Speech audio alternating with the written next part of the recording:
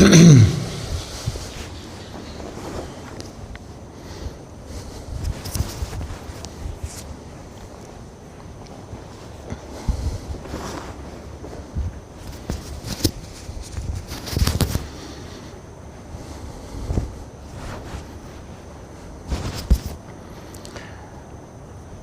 and welcome, Namo Buddhaya.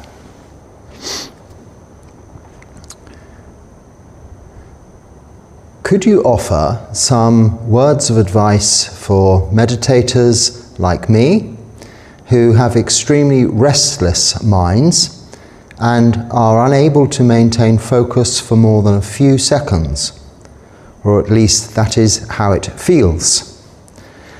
And then the writer goes on to explain, in my case, I have been meditating for an hour in the morning and half an hour in the evening for several years. And I've noticed the benefits of meditation in my life, but the meditation time is almost always the same. I know that there are people with my problem who give up because they are unable to control their focus, believing that this is what is really important.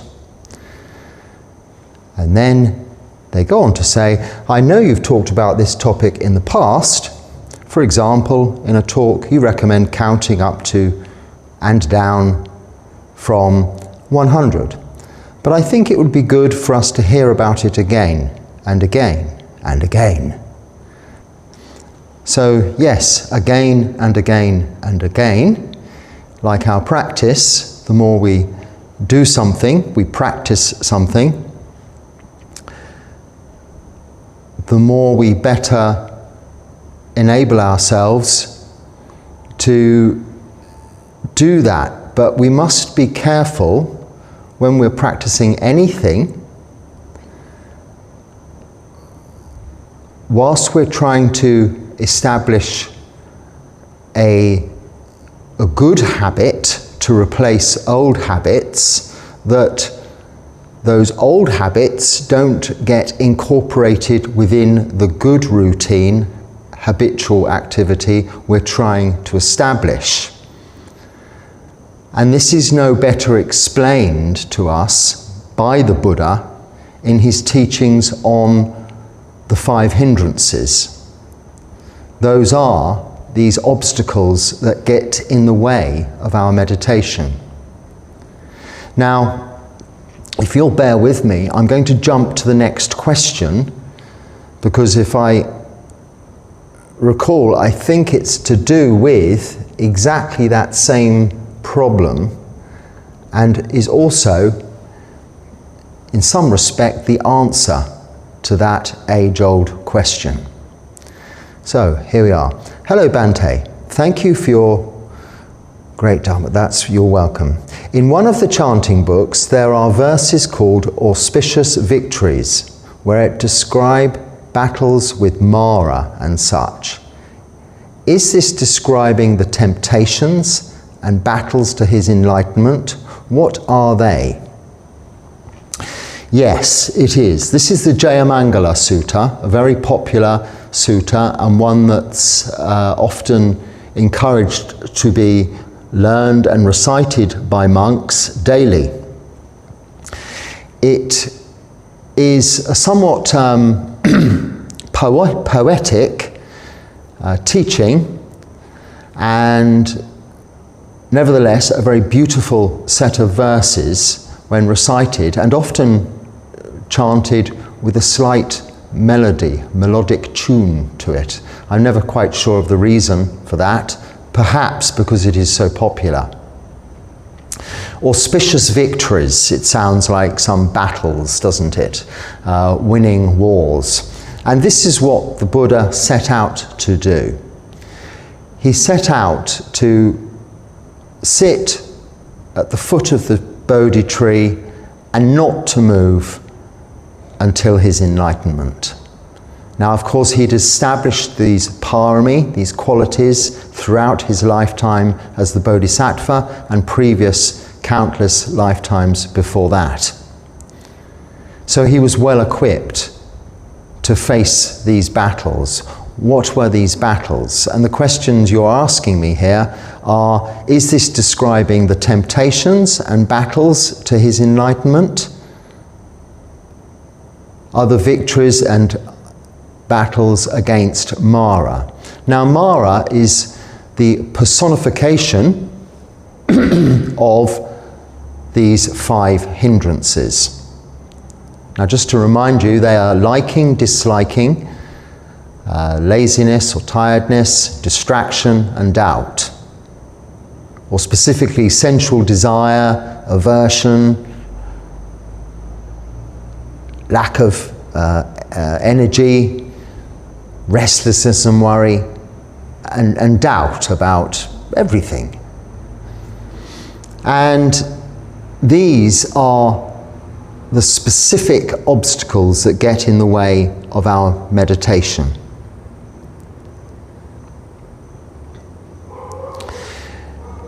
The Buddha, having made this determination, sat down in front of the Bodhi tree, and in summary, these verses in the Jamangala Suta describe those hindrances as they come up and their antidotes. But it's in a rather ambiguous and not very specific way, in that it describes words like, when you read the English translation alongside the Pali verses in the chanting book, it uses words like discernment and knowledge, and using these aspects of his experience and learning to battle, for instance, those hindrances of doubt that arise during his meditation. Whereas specifically, one would use the hindrance of doubt, fogginess, in fact, lack of understanding, as something to really elaborate our unreliance on the knowledge that we have of anicca, dukkha, anatta, wisdom, the knowledge of impermanence, the knowledge we have of suffering, and the knowledge we have of anatta, not self, the lack of control we have over the experiences around us, life's experiences. And during our meditation, and in the case of the Buddha, leading up to his enlightenment, he was ensued by Mara's hordes. And they're depicted by other, not personifications, demonic-fications, if you like. So angry lords, dragons, demons, all kinds of things coming at the Buddha to try and distract his attention. And he successfully battles them in victories, and this is the repeating verse of that chant, to overcome those obstacles. So I have talked about this frequently, and I think in one talk, probably called 5 Hindrances, we go through the 5 hindrances specifically and the antidotes prescribed by the Buddha. So in the case of the hindrance of sensual desire, there is the antidote of a subha practice. A subha practice is the practice of recognizing the unbeautiful. Subha is beautiful, a means the negative, so un. So unbeautiful nature of all things. So sensual desire is for wanting something we think that will satisfy us. But we already have the wisdom, we know it won't. It will just lead to more craving, thirst. However, that's not to say that when we sit to meditate, or in the Buddha's case, when he sat at the Bodhi tree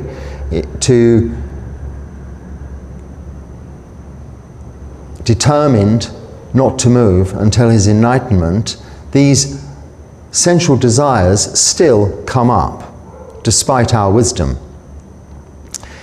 And the way to defeat these is to think of the unwholesome nature or the unbeautiful nature of what it is. So we think of cake, for instance. We want cake. We're hungry, we fancy something sweet.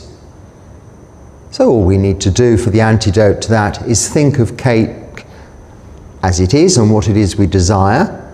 After we've put it in our mouths, we've chewed it up for a little while, then we spit it back out onto our plate. Would we want to put that back into our mouths? No. Even more so, even more graphic, when it comes out the other end after digestion, would it have the same appeal? No.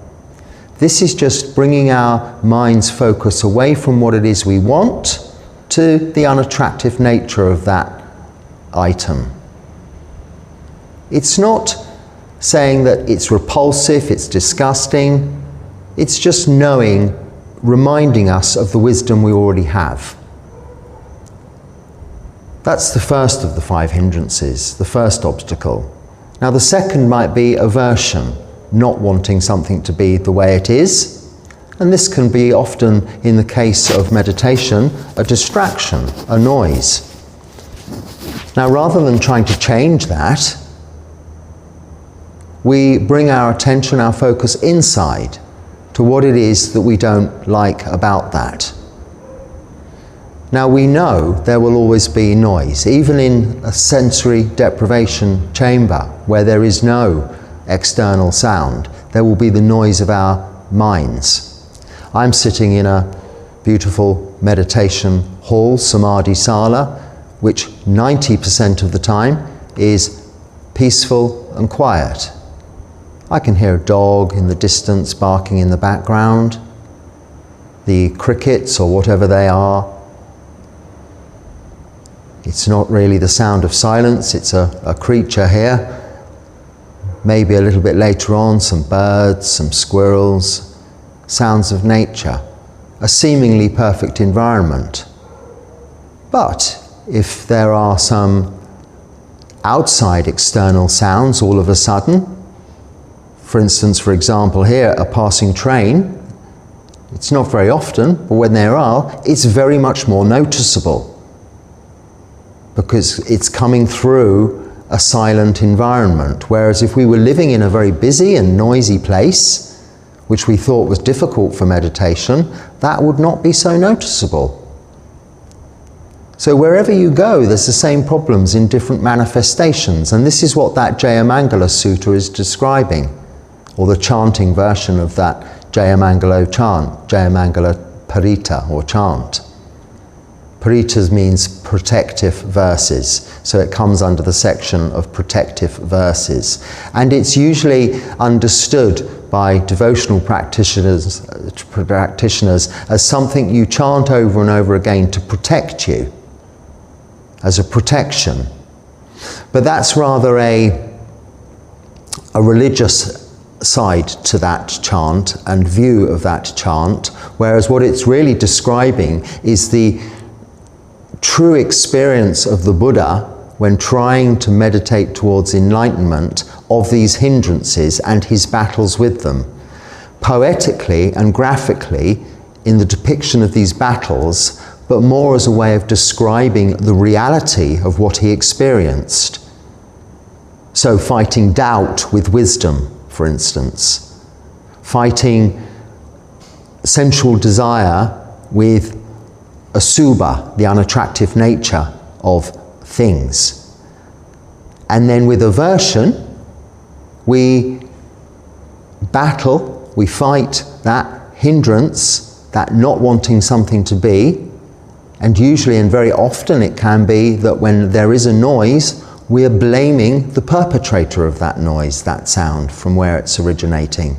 Our noisy neighbour, or our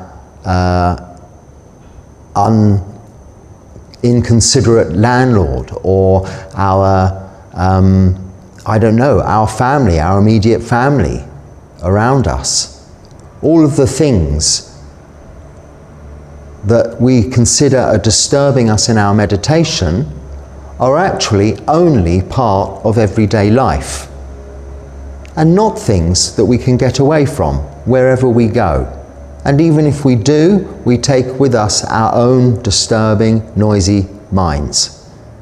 So rather than trying to change that, we understand that the feeling of aversion, even anger, is within us. It's our problem. It's our battle. And the way we deal with that is with metta, with this metta practice that you know so much about already.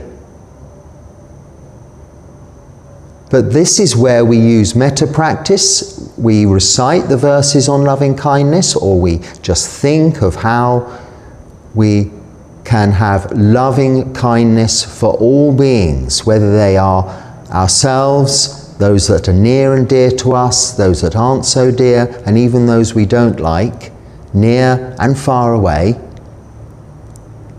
if we really put our minds to it, beginning with something that's easy to have loving kindness for. Our adorable pets, or our nearest and dearest, our friends, our closest friends. Getting an attitude of loving kindness in our hearts, in our minds. And then extending that gradually outwards to all beings. This is metta practice. It's not a contemplation towards focusing for samadhi and jhana. It's a warm-up process to that, to samadhi and jhana, but often is better understood as something that is the antidote to aversion, even to something like noise coming from external sources. There is always a place for metta, as well as compassion in that. I always couple the two and think that compassion, coming second of the 4 Brahma Viharas, seems to be the lesser recognized sibling of compassion, of metta, loving kindness. But without compassion, it's very difficult to have loving kindness.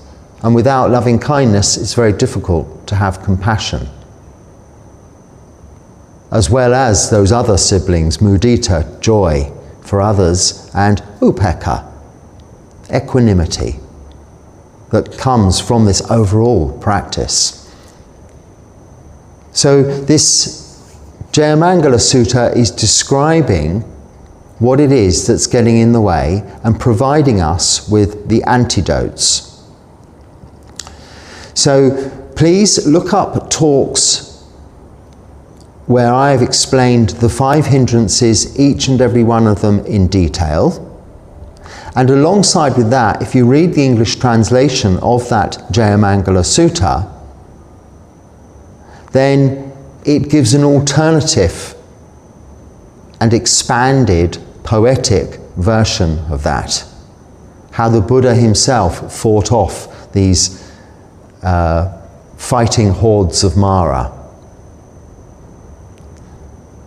Now, we don't have to take it literally as battles and particular names given to those demons, or even Mara itself as a real lord of evil, but simply a way of describing the personification of what is it that the 5 hindrances are. They are an expansion of the defilements. The kilesa is the Pali word for these defilements, which are lobha, dosa, moha, greed, hatred, and delusion.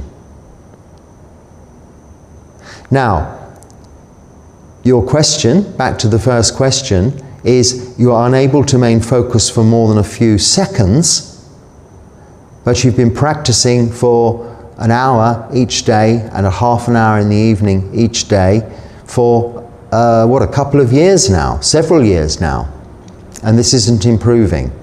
So this is really a time for you to take a step back and look at it closely at what you are doing.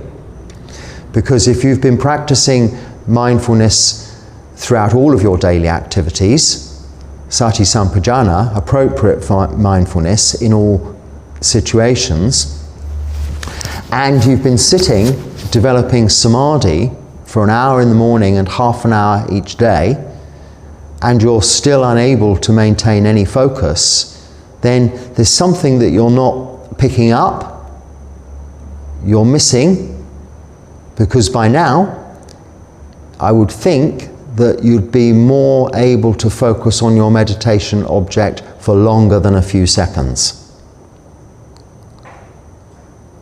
So, how is your meditation going?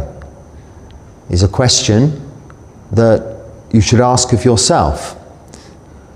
Where there are meditator-teacher relationships, they have the opportunity to sit on a regular basis and discuss meditation practice with their teacher and vice versa in order to identify this. But in the absence of that, after your meditation has finished, and perhaps after you've had a little break, that is the time for you to reflect on how that previous meditation session went. Did you maintain mindfulness of your meditation object throughout that period that you sat for your meditation? Or did your mind wander, go out to those obstacles, those hindrances? Did it go out to liking? Did it go out to disliking? Did it get dull? Was it distracted? Was there doubt? These hindrances can be summed up with 5 D words, capital Ds, as in D for Dharma. Desire, disliking, dullness, distraction, and doubt. These are the 5 hindrances. Identify which of these was predominant in distracting you from your meditation object during the time you sat. And then work on the antidote. So in the case of desire, use a Asubha practice, reflecting on the unbeautiful nature of things. Maybe a recitation or a reading of the 32 parts of the body, or even the mantra, hair of the head, hair of the body, nails, teeth and skin, all of which on the person, adorning a beautiful image, are attractive. But when cut off, fingernails falling out, teeth, picked off bits of skin and bits of hair, in themselves quite repulsive, unattractive, unappealing. This is the nature of all things. It's leading to an understanding of wisdom, but it helps allay that desire. In the case of disliking, we practice loving kindness, beginning with ourselves, focusing on our own attributes, our good intentions. This can be no more better developed if we don't feel we have such good attributes by way of generosity, kindness to others, even something as simple as smiling at a stranger when it's appropriate to do so, not to walk around like a weirdo, scaring people, grinning at them. But, you know, sometimes we just go about our daily business in a rush and don't take the time for others. Take the time for others. Consider it as your human duty to just be nice. And you'll find how fulfilling that is, to just stop and be present for a moment or two.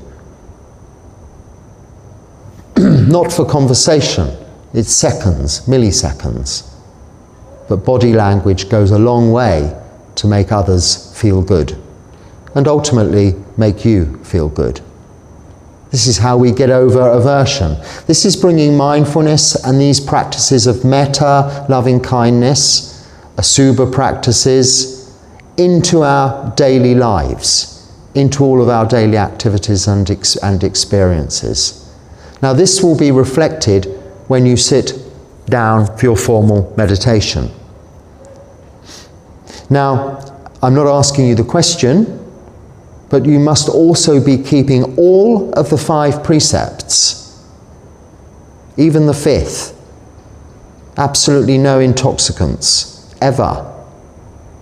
By that, alcohol or drugs, other than prescribed medication from a physician or a doctor. These should be refrained from. Now, if you're doing all of this and you're sitting and you're still unable to keep your focus of attention on the breath for more than a few seconds after all of this time, then what hindrance specifically is not allowing that? Because with practice, over time, it does become easier. In fact, what happens is you're not having to try, and this is maybe the problem that you're having. You describe yourself as having a restless mind.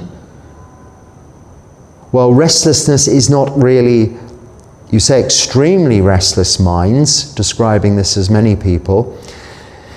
Restlessness, or that 4th hindrance, restlessness and worry as it's often described, as I'm describing simply as distraction, is only thinking either about the past, remembering memories of the past, or worrying about the future, imagining.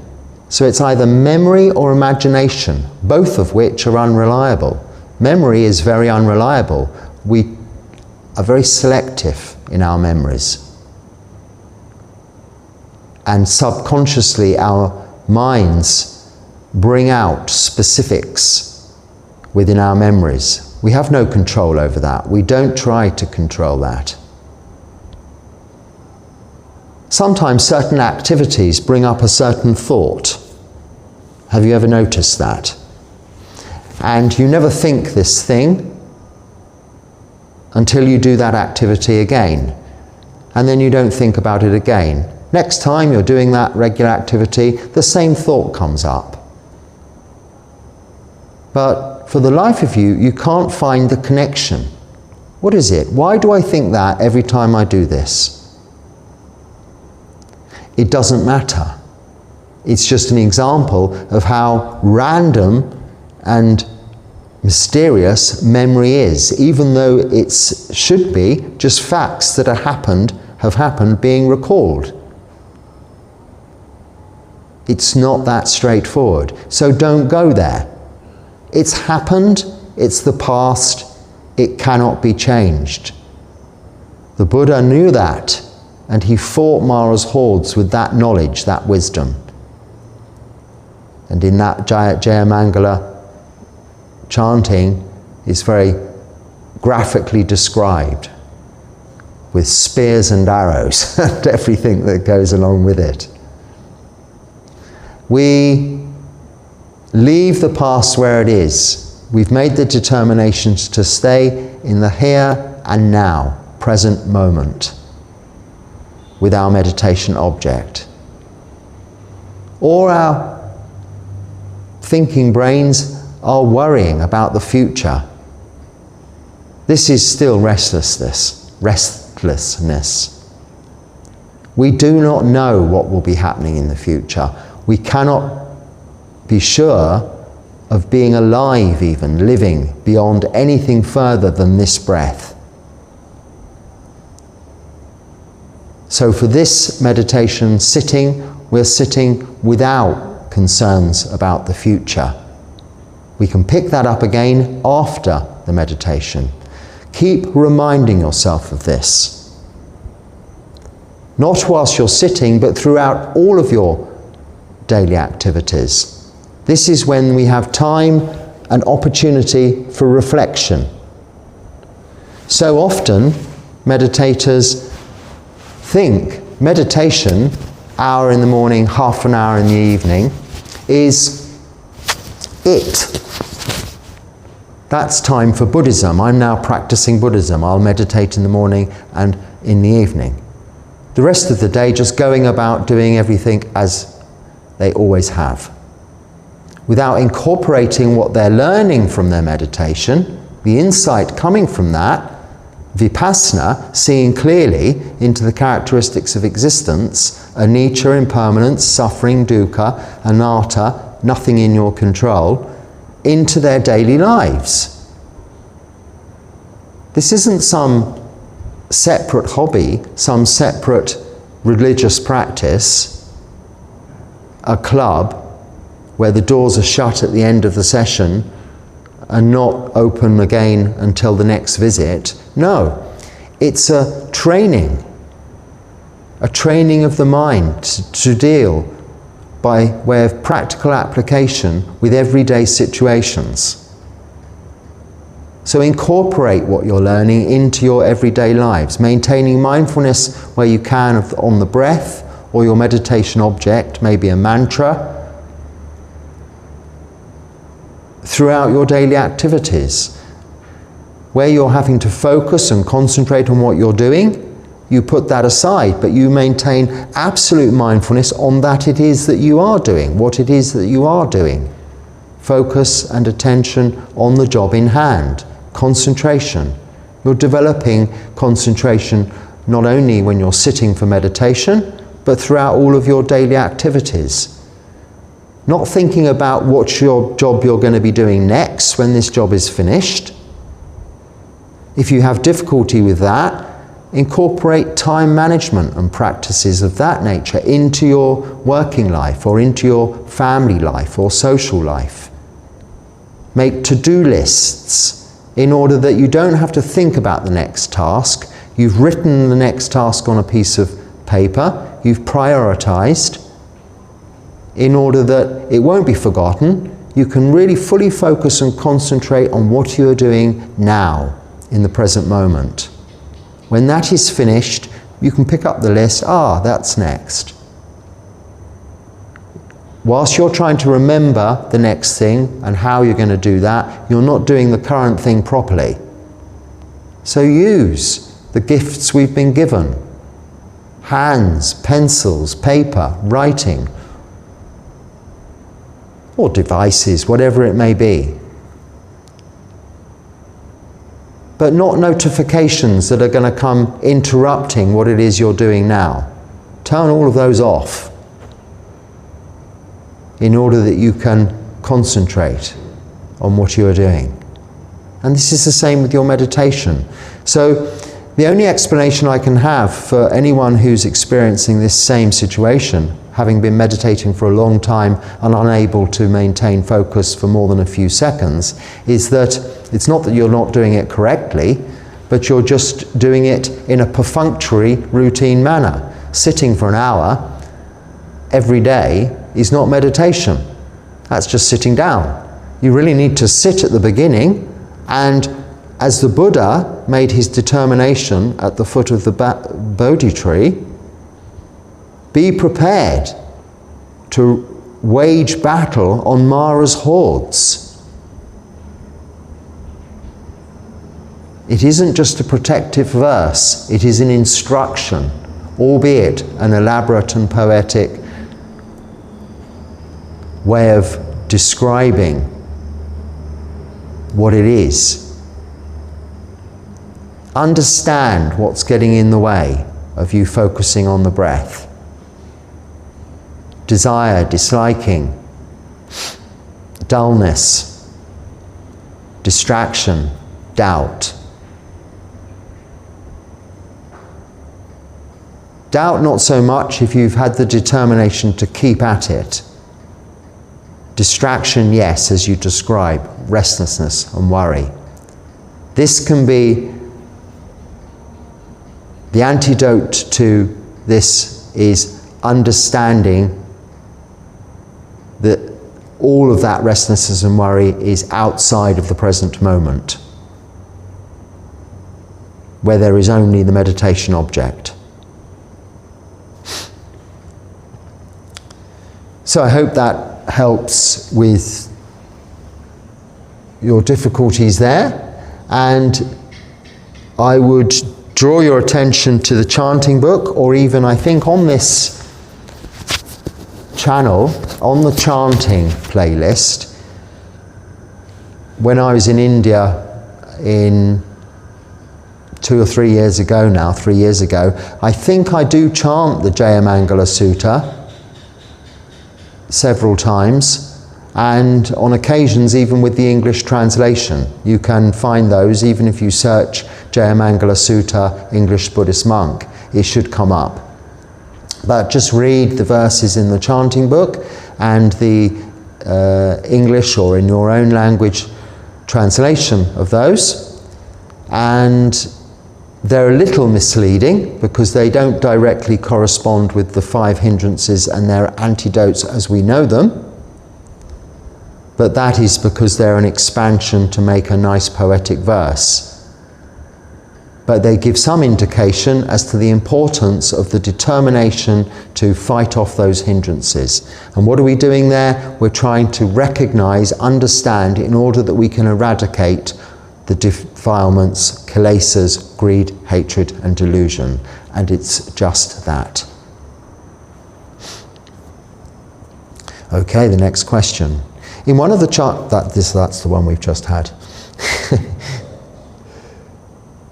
Okay.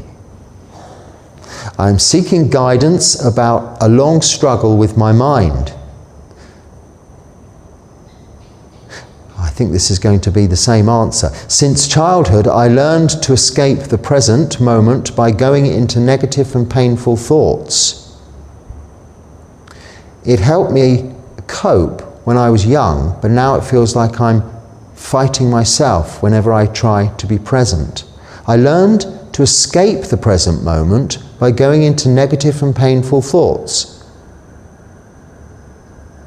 It helped me cope when I was young, but now it feels like I'm frightening myself whenever I try to be present.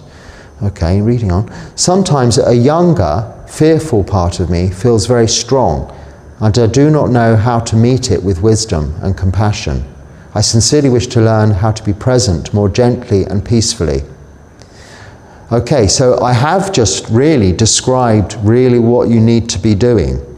But what you described there, and I'm only able to guess as to why one would do this, why you had to do this. And if you were experiencing something very traumatic in your childhood, in the moment, and you wanted to distract yourself from what was going on, it is understandable that that is what you were having to do. Oh no, we've got a problem with Mama Pudikat. She's brought in I think I'll have to just leave her to it. So as I'm getting a distraction there, a very real distraction,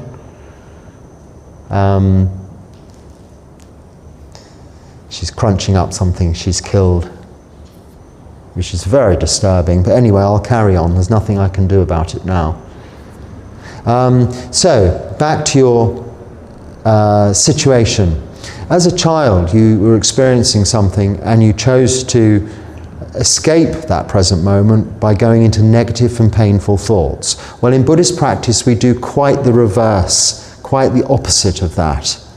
We bring our attention into the present moment to focus on the experience as it is, and we make a determination to hold our attention there.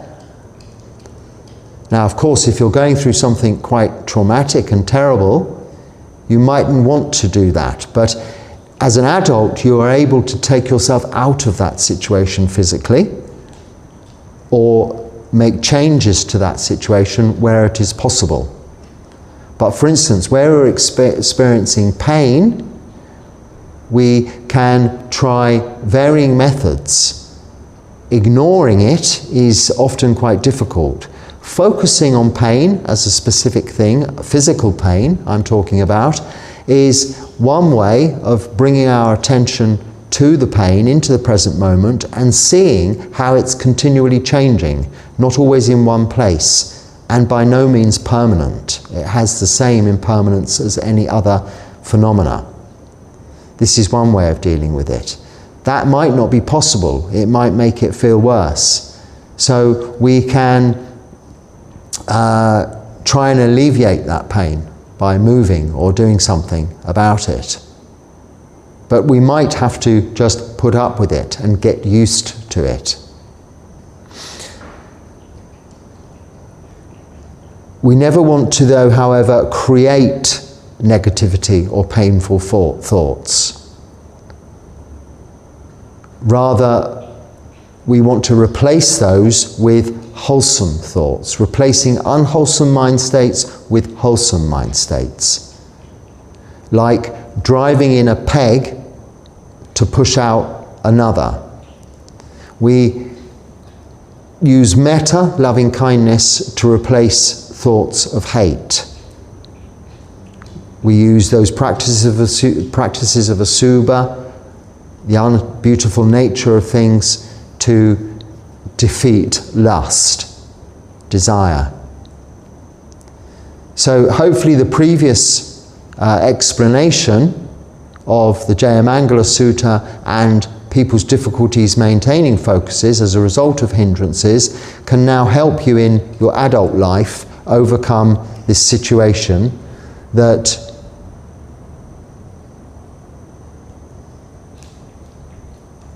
is now still with you as a result of childhood. That is now in the past. It cannot be changed.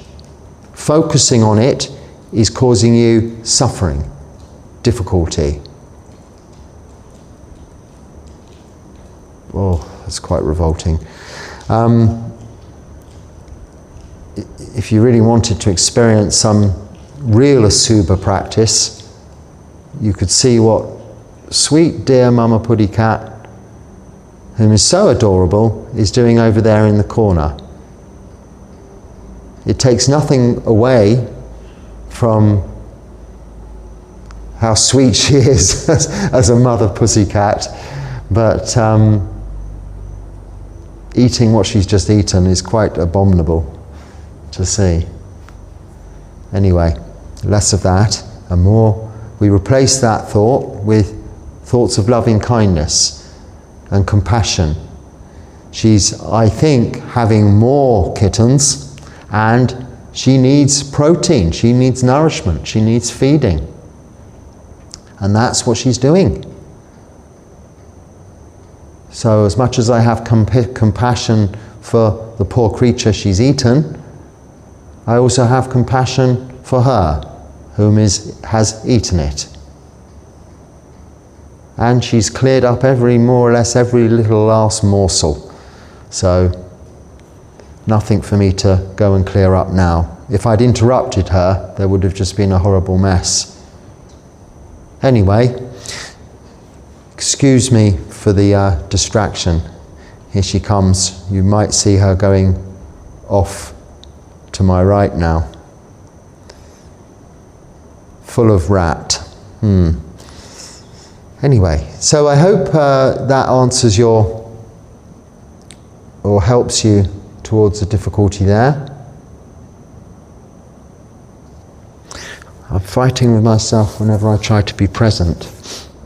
In the present moment, here and now, there should be nothing that is frightening. So that's only memories of the past, which we were just talking about. So I hope that really does answer your question. But please email me if you need to elaborate privately on that and get more specific answers. Okay, so this is, I've highlighted something here, so I'm going to say apologies if it's out of context, but you're addressing my questions regarding righteous anger here. And I was talking about self-righteous indignation specifically, and how that is a problem, because it is a form of anger. And then you're saying, Thich Nhat Hanh, you're referring to, do you believe his protests of the Vietnam War was delusion and self-righteousness? Do you believe that peaceful protest against US federal agents murdering citizens in the streets and illegally deporting illegal immigrants to torture, and so on and so forth. I won't read it all out because I don't want to say anything inappropriate or offend anyone, but also I don't want to dismiss what you're saying here. I hope you can recognize your comment. Do you believe crimes such as murder shouldn't be protested because it fosters clinging to our own moral views? If such crimes are only subjective and not objective, well, I wouldn't have said that. I never use those terms. Why would the Buddha admonish us not to do so? And the Buddha is not admonishing anyone. The Buddha has attained to parinibbana. He refers to himself as the Tathagata, thus gone. He's not here.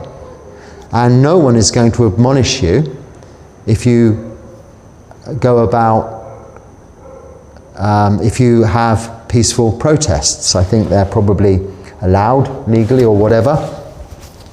And so it's not against the teachings of the Buddha. What I was talking about were the defilements, the kilesas, greed, hatred, and delusion. That's what we're always talking about here. Not specific cases. Where it is appropriate and where it has been done in the past, either successfully or not successfully, in worldly life, peaceful protests have their time, have their place. I don't know the specifics of what you describe, whether it be from Thich Nhat Hanh and his peaceful protests about the Vietnam War, or your more up-to-date experiences. I was not there, I am not there, or experiencing the problems associated with those peaceful protests. But I have compassion for those that were and those that are, and there is nothing wrong with peaceful protests towards the cause, those causes. And that's not what I was saying. But if they're not bringing about peace in your mind as a result of peaceful process, now one thing I can see and understand is that Thich Nhat Hanh's peaceful protests, which I keep saying processes, I don't know why, peaceful protests, amounted in a lot of peaceful minds, not only in himself, but in many others and in generations subsequently. So that is a very good action, wholesome action, a kusala karma. Anything that generates peace in one's own mind and peace in others is a kusala, is kusala karma, good karma, punya karma, is akusala, is bad actions, bad karma. But anything that generates anger and hatred in one's mind, so you do see on, I don't know, historically we saw in news items, I can remember protesters all having fights with law enforcement agencies and such like. Well, there is nothing positive about that. If both sides just walk away and go their separate ways, that is the only course of action that would be recommended there. Fighting it out to the bitter end is never going to help anyone. Especially it's not going to help the cause that's being protested about. This is what I'm saying. So you are saying specifically, was this self-righteousness? No, I wasn't saying that. But there is sometimes in protests that don't end up peacefully. There is often a cause of anger and coming from self-righteous indignation.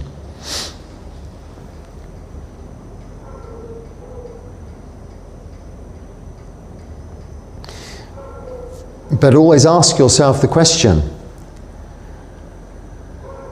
these protests historically and going on now,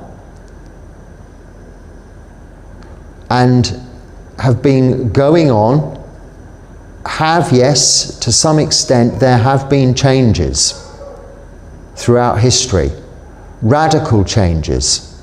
Have they come about specifically as a result of protests, or by those that are able to do so actually taking action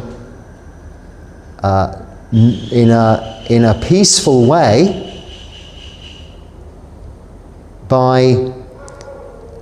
so for instance, I don't want to open up that whole can of worms. No, I won't mention it because I'll get too many comments. But there are examples of individuals whom are not marching in the streets with many others making a lot of noise, whom have changed societies and cultures. For instance, for example, the Buddha. He went with his Sangha peacefully, at first alone, and then with an increasing number of disciples, and eventually a Sangha, which is present here today, 2,570 years later, peacefully, almost invisibly, unknown, in the forests and the deserted places of these lands, living, supported by the generosity of the lay communities nearby. Without any protest, but generating only metta, loving kindness, compassion, karuna, mudita, joy, and upekkha, equanimity, and generating only peace, calm, and tranquility in others. Silently, peacefully. No banners, no protests. Just the explanation of the true characteristics of existence, the development of wisdom, and then by example, exemplary ways of living, that of the Sangha, with all of their Vinaya rules. 227 precepts for monks, 311 precepts for nuns, bhikkhus and bhikkhunis, lay practitioners, upasakas, upasikas, lay men, lay women, whom are upholding 5 precepts continuously, refraining from killing, stealing, sexual misconduct, lying, and taking of intoxicants. And once a week, once a month, or twice a month, 4 times a month, whatever, keeping 8 precepts, not eating in the afternoon, and dedicating 1 day a month or 1 day a week or twice a month to just meditation. Those people, that Sangha, that embodiment of the Buddha's teachings, the Dharma, is by way of its example peacefully demonstrating, not demonstrating in the streets, but demonstrating by their own actions how to live peacefully with others in harmony.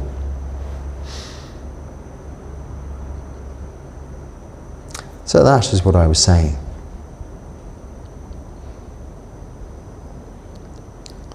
How, other than cultivating our own practice, can we help preserve the Dharma?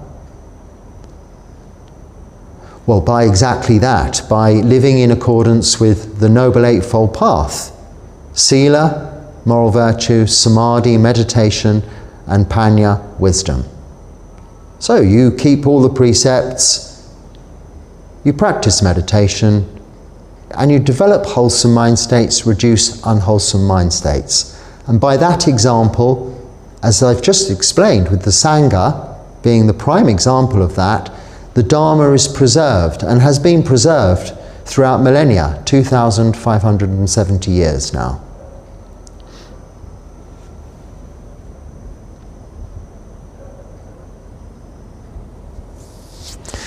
Okay, do you use incense while praying?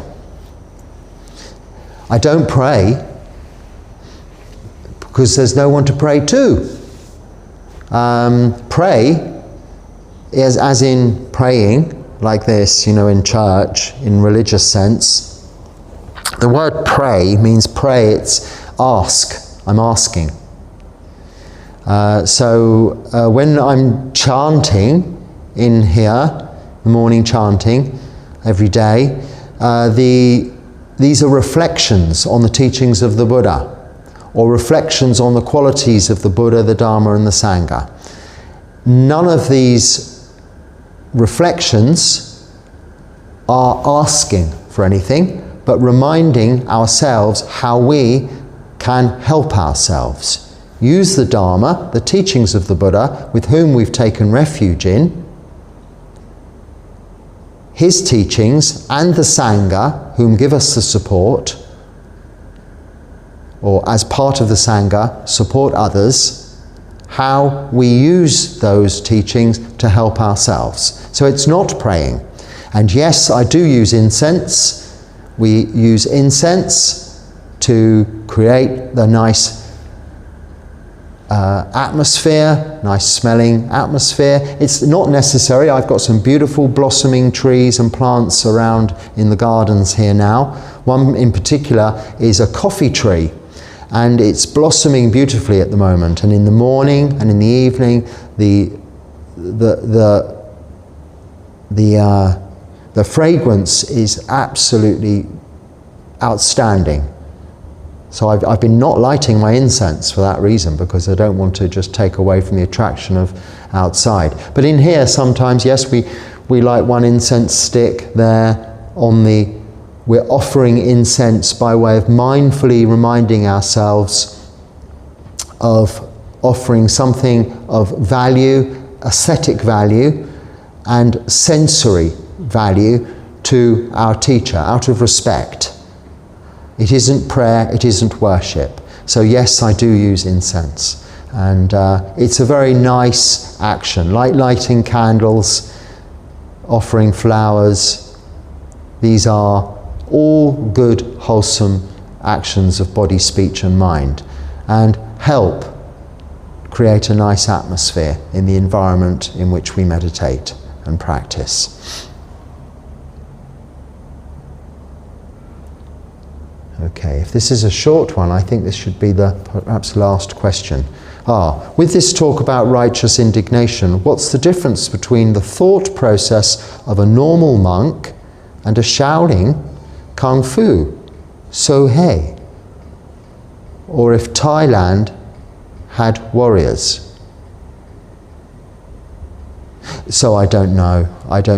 When you say a normal monk, so the Buddha, the Buddhist Sangha I'm referring to here, albeit it's extended from the time of the Buddha outwards geographically and picked up many other cultural influences along the way, has manifested itself in varying forms.